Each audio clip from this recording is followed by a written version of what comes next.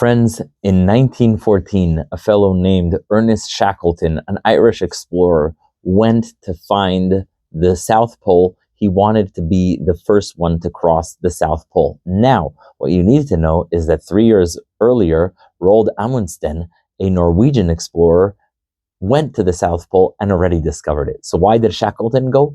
He went because he wanted to be the first one to cross it. Now, things did not go as planned. After Winston Churchill, Admiral of the Naval Forces of England, sent him to discover the South Pole, the First World War broke out. Shackleton goes, the ices and the water and the freezing, everything caused him to be frozen in place with his ship near the South Pole for more than a year with 28 members of his crew. Things don't go well. Then, once the ice starts melting, the ship starts breaking up. They wait. After a few weeks, they remove everything that they can get off the ship. They take a 28-foot, maybe a bit longer, rescue ship, and they start sailing off.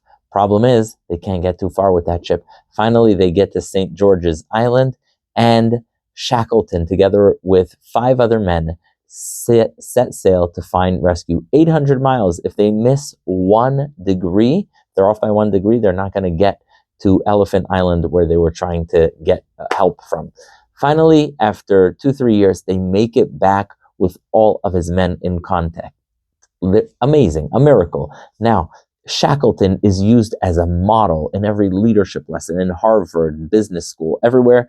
Everyone speaks about what a great leader. He brought his people to the South Pole in crisis. There were many difficulties. Eventually, they made it back.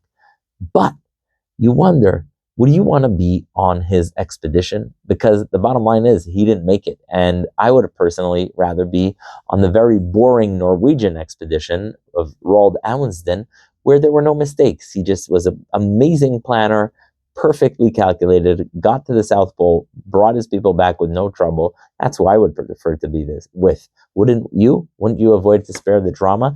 And so, similarly, many people ask, why were we slaves in Egypt to begin with? What was the point of all that slavery? Yes, it's amazing that we got out. It's amazing that we're no longer slaves. However, you wonder, why were we there to begin with?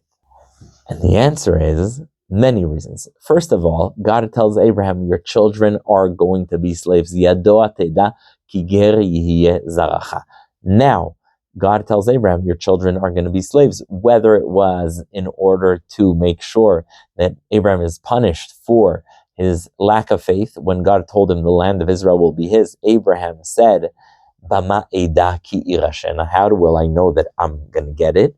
One explanation. Another is the verse in Devarim, Deuteronomy, where it says, Egypt is your Kor HaBarzel. It is the furnace that made the Jewish people into who you are. It is the crucible where the Jewish people are formulated into people. That's one reason. But there's another reason that's told in the beginning of Parshat Va'era, which is, you know why you're going through all of this? You know why Pharaoh is receiving the plagues? Lema'an tesaper, so that you tell the oznei bincha uven bincha, so that you tell your children and your children's children this story. We don't know exactly every reason why we were slaves. We do know that once we go through that, we do know that once all those miracles are performed, there needs to be a telling of the story. Lema'an tesaper, so that you shall tell this story. That is the point of the whole fanfare of Yetziat Mitzrayim. Lema'an tesaper, so that you tell that story. There's a heart-rending story, a real story of the people in the Warsaw Ghetto. It's called the Ringelblum Archives. They were a clandestine group that made sure that they will tell the story of what happened in the Warsaw Ghetto. In fact, there's a movie, a book about it called Who Will Tell Our Story? They were called a group of writers in the Warsaw Ghetto. They were called the Oyneg Shabbos group. Why? They would gather on Shabbos afternoon and they would make sure they coordinate and tell the story of what happened. They wanted to make sure that the story is told.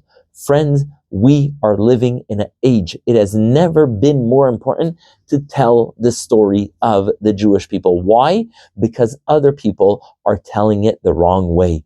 Israel, the Jewish people, Jewish history, Jewish religion are being defamed daily. And it is our job to make sure that we tell the story. On Passover, we're told we need to tell the story the right way. Today, we need to make sure that we tell our story the right way, not just to the world, but to ourselves, to our children, and the people around us. Why? Because when we are not telling it, other people are telling it in a defamatory way. We need to speak about the heroism and the courage of the people who re-established the state of Israel on our ancestral homeland. We need to speak about the beauty of Israel, the integrity of Israel, and the integrity of the Jewish people, the story of our people. That is the message of Passover, so that you shall tell these stories to your children and your children's children, and that is our job today. There are too many people telling our story the wrong way, in a false way, setting the facts wrong. It's our job to make sure our story is told properly. Just like after Egypt, we were told, make sure you tell it properly. In the Warsaw Ghetto, who's going to tell our story? They gathered and said, we will not let our story be told the wrong way. And today, not necessarily in traditional ways, not necessarily with books and with articles the way it used to be. Things are moving fast. It may be on social media. It may be in your school. It may be in your local JCC or what have you not. But we need to make sure that we tell our story. The imperative of Passover is so that you shall tell this story.